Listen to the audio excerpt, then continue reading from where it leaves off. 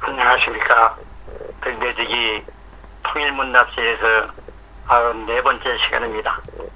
드디어 국민의 준엄한 심판은 때려졌습니다. 이 시간에는 물론 그 결과에 대해서 아쉽게 생각하는 사람도 적지 않으리라고 생각은 합니다만, 이럴 때일수록 우리 국민들, 특히 승자들 또 패자들이라 하더라도 각자가 지나온 과거를 다시 짚어보고 새로운 출발을 하지 않으면 안 되겠기에 그에 대해서 몇 말씀 올려보는 시간을 가져보도록 하겠습니다. 기회적이면 백전백승이다 했던가요? 그 명언은 이번 선거에서도 어김없이 적용되는 이야기이기도 한 것 같습니다. 미래통합당의 폐위는 물론 공천 과정을 비롯해서 막말, 코로나, 또 보수다운 합리적인 정치적 이미지 상실 등의 부차적인 원인도 있었기는 했었습니다만, 그보다도 더욱 아쉬웠던 점은 그래도 집권 여당에서는 등대지가 보기엔 틀린 답안지이지만 그나마라도 가지고 있었던 반면 미래통합당에서는 그것조차도 없었을 뿐만 아니라 상대 답안지 틀린 점을 지적해보지도 못한 채 싸움은 물론 명분에서마저도 고개를 숙이도 밖에 없게 되었던 것입니다. 그렇다면 집권 여당이 정답이라고 생각하는 그들의 답안지의 내용은 무엇이었을까요? 우리 민족의 운명의 방향을 가르는 것이 대북정책이라 보겠는데, 물론 그 답안지의 내용을 국민에게 공개적으로 제출한 사실은 없는 것으로 알고 있습니다만, 이제까지 펼쳐나온 그들이 대북한 정책을 미뤄보아 북한을 평화 공존의 대상으로 보고 있음이 분명하다는 이야기입니다. 평화 공존, 이것은 일견 보기엔 그럴듯한 정책으로 보긴 합니다만, 현재와 같은 남북 분단 상태를 통일시켜야 한다고 하는 우리 민족의 지정학적, 역사적, 정치적, 민족 감정과는 크게 대치된다 보겠습니다.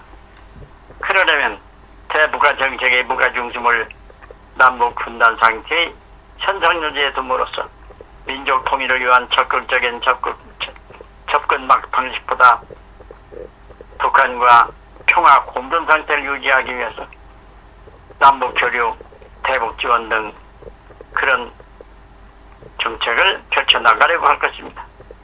추측한데 이것이 현 집권 여당의 대북 정책이라고 생각이 되며, 이는 분명 분단 상태를 기정사실화하는 발상으로서 우리 소원은 통일이라고 하는 파천난 공포의 정서와는 그 거리가 너무도 멀기 때문에 이 등대지기는 이를 가리켜서 틀린 답안지라고 부르는 것입니다. 다음 우리가 유념해야 할 또 하나의 발상은 대북관계를 평화 공존의 대상이 아니라 평화 통일의 대상으로 보는 발상입니다. 남북이 잘 지내다 보면은 언젠가는 통일될 날이 오겠지 하는 안일한 생각을 뛰어넘어서 보다 더 적극적으로 북한의 동북한 접근하에서의 협의를 통한 통일을 제안하는 등 보다 더 능동적으로 접근하여 서로 협력해서 합리적, 실용적으로 남북 통일을 이루어 나아가 통일을 완성하고자 하는 발상입니다. 우리는 헤어진 지 70년이나 되었습니다. 남북을 공존의 대상으로 넘기며 더 이상 통일을 늦출 수는 없는 일 아닙니까? 남북 평화 공존이란 남북 통일로 가기 위한 하나의 과정이 되어야 하지, 그것이 목적이 되어서는 아니 된다 하는 그러한 말씀입니다.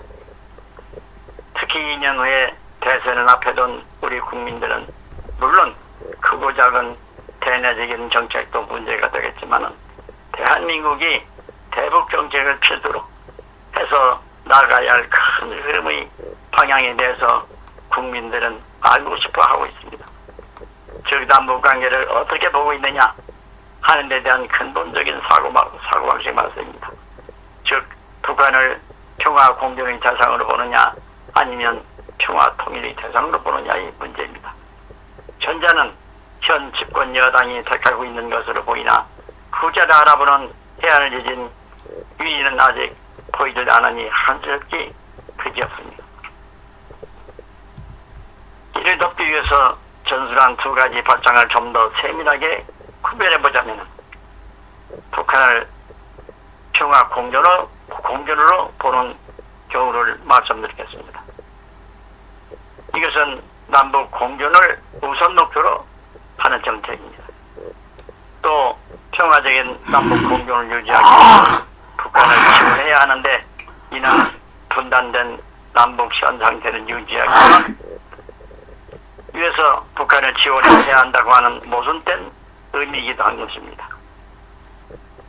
북한 정권을 더욱 강화시켜주어 남북 통일이 연구될 수도 있다고 하는 단점이 있습니다. 대북한 정책을 다루면서 수세적인 입장을 벗어나지 못하고 있다고는 사실입니다. 원칙 없는 북한 지원에 따라 우방 간의 이견 노출이 우려될 수도 있다고 하는 점입니다. 다음 북한을 평화 통일의 대상으로 보는 경우를 말씀드리겠습니다. 남북 통일을 우선 목표로 하는 정책입니다. 그러자면 북한의 협의 통일을 하자고 하는 제안을 선제적으로 해야 하는 것입니다. 대북한 정책을 다루면서 능동적인 위치를 견지할 수가 있는 것입니다. 북한에서 부정적인 반응을 보일 수 없도록 양측 동등한 조건 하에서 라고 하는 균형 잡힌 명분을 유지하도록 끊임없이 노력하고 설득해야 할 것입니다.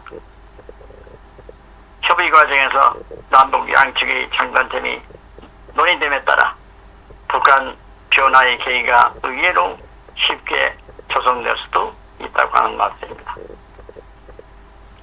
마지막으로 주변 국가 간의 긴밀한 협조가 요구될 것입니다.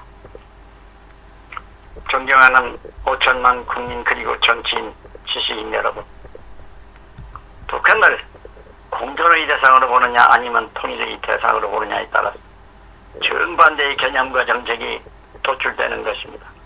특히 이번 총선에서 패배하고 방황하고 있는 정치인 여러분, 분명 여러분에겐 여러분이 가야 할 길이 정해져 있는데도 불구하고 왜 그 길을 보지 못하는 것입니까? 북한을 통일의 대상으로 보는 그 길 말입니다. 선제적으로 북한의 통일을 제안하고 혹 있을지도 모르는 북한 지원 사업은 통일회담의 신첩도에 따라서 이행해 나간다고 하는 그 원칙 말입니다. 이 얼마나 참신한 마사입니까? 민족 통일에 대한 말 한마디 못하고 남북 무력 대결 또는 민족의 수군 통일에 대한 아무런 비전도 제시하지 못한 채 반년 꼰대 정당으로 몰락한 그틀 보고 말 것입니까? 아니면 앞장서서 민족 통일을 주도하는 거대한 새로운 흐름을 이끌고 나아가는 진도적이고 명실공히 시험적인 통일을 주도하는 세력으로 거듭나겠습니까? 또 어디 그뿐이겠습니까? 만일 북한에 예기치 않았던 모종의 급변 사태라도 발생할 시에 우리가 북한과 통일회담을 진행 중이었다면 남북 간의 해법이 용이하게 풀릴 수 있었을 것이나 그렇지 못할 경우 우리가 아닌 외세의 힘에 의해서 좌우될 수도 있다고 하는 사실을 그 누가 부정하겠습니까? 그때 가서 후회해봐야 이미 때는 늦지요. 이러한 내외의 여러 가지 사정을 고려해볼 때 우리는 한순간도 안일하게 기다려서는 안 되겠습니다. 선택은 여러분들이 하기에 달려 있습니다. 감사합니다.